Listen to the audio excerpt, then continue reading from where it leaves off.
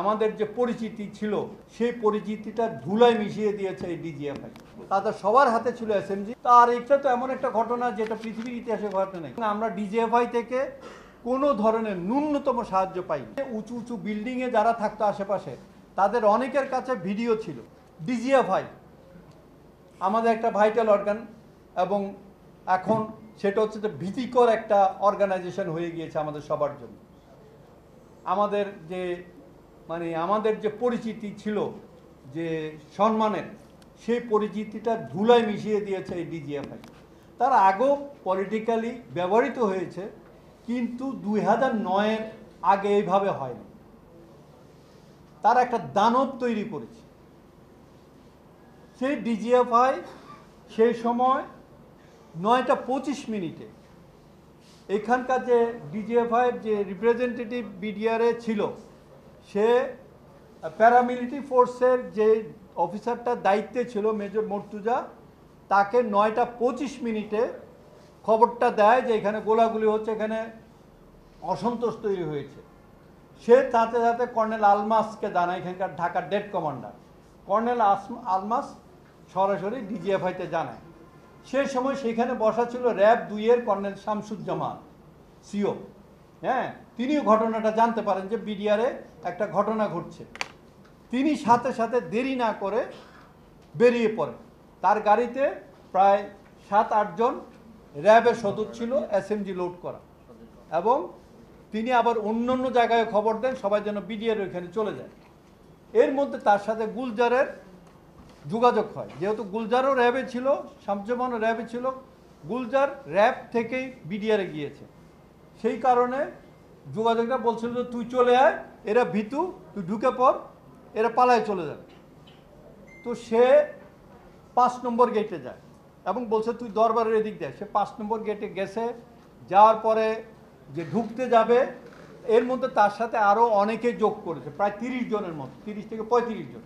সে exact ফিগারটা বলতে পারে নাই, বিভিন্ন জায়গা থেকে তার সাথে জড়ো হয়েছে।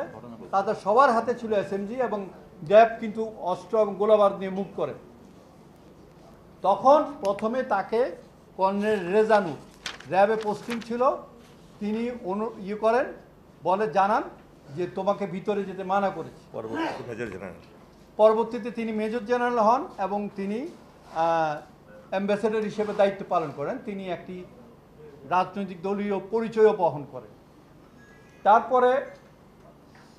এরপরে যখন জামান তারপরে তৈরি হচ্ছিল কর্নেল গুলজারের অনুরোধের প্রেক্ষিতে, সে সময় ডিজি হাসান, র্যাবের ডিজি হাসান মাহমুদ, তিনি টেলিফোন করেন যে না, আপনাকে ঢুকতে হবে না, উপর থেকে নির্দেশ দেওয়া হয়েছে। তো সেই র্যাবের ডিজি হাসান আমাদের কোনো স্টেটমেন্ট দেন নাই, কিন্তু তিনি পরবর্তীতে পদোন্নতি পান, তিনি আইজিপি হন এবং আইজিপির টেনিউর শেষ হওয়ার আগেই তাকে স্পেনের রাষ্ট্রদূত নিয়োগ করা হয়। আমরা এরপরে হচ্ছে ডিজিএফআই যে এরপর তো আমাদের তদন্ত কমিটিতে যখন আমরা কাজ করি, আমাদের তথ্য দরকার ছিল, যে তথ্য ছিল ডিজিএফআইয়ের কাছে, র্যাবের কাছে, কারণ তারা ওইখানে প্রেজেন্ট ছিল। ঘটনার পরে তারা অনেক তাদের নজরদারি বাড়িয়েছিল। আমরা ডিজিএফআইকে চিঠি লিখি যে আপনাদের যে সমস্ত অফিসার বা সদস্য বিডিআরের ওইখানে কর্মরত ছিল জানে, তাদেরকে কটুবিনকারীতে স্টেটমেন্ট দেওয়ার জন্য পাঠানো অনুরোধ করে। তো প্রথমে ডিজিএফআই জেনারেল মোল্লা ফজলে আকবর, উনি মেজর জেনারেল ছিলেন, ব্রিগেডিয়ার থেকে কেবল মেজর জেনারেল হয়েছেন, তিনি জেনারেল জাহাঙ্গীর আলম চৌধুরীকে টেলিফোন করেন যে ডিজিএফআই থেকে কোনো ব্যক্তি কটুবিনকারীতে স্টেটমেন্ট দিতে যাবে না। তো জেনারেল জাহাঙ্গীর আমাকে বলেন না, জেনারেল জাহাঙ্গীর ইয়েকে বলেন, মোল্লা ফজলে আকবরকে বলেন তুমি জেনারেল মতিনকে বলো, ও এগুলো কোঅর্ডিনেট করছে। তো উনি আমাকে টেলিফোন করেন যে তোমরা নাকি ডিজিএফআইয়ের স্টেটমেন্ট চেয়েছিল। আমরা জি স্যার চেয়েছি। বলে আমাকে বলো যে কোনো গোয়েন্দা সংস্থা কি স্টেটমেন্ট দেয়? আমি বললাম স্যার কেন দিবে না স্যার, আমরা তো বিভিন্ন ইউনিটে চাকরি করার সময় গোয়েন্দা সংস্থার প্রতিবেদনের প্রেক্ষিতে অনেক অ্যাকশন নেই।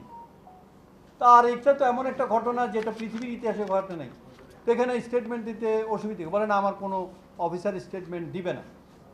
এবং আমরা ডিজিএফআই থেকে কোনো ধরনের ন্যূনতম সাহায্য পাইনি, অথচ তারাই উচিত ছিল আমাদেরকে সহায়তা করার।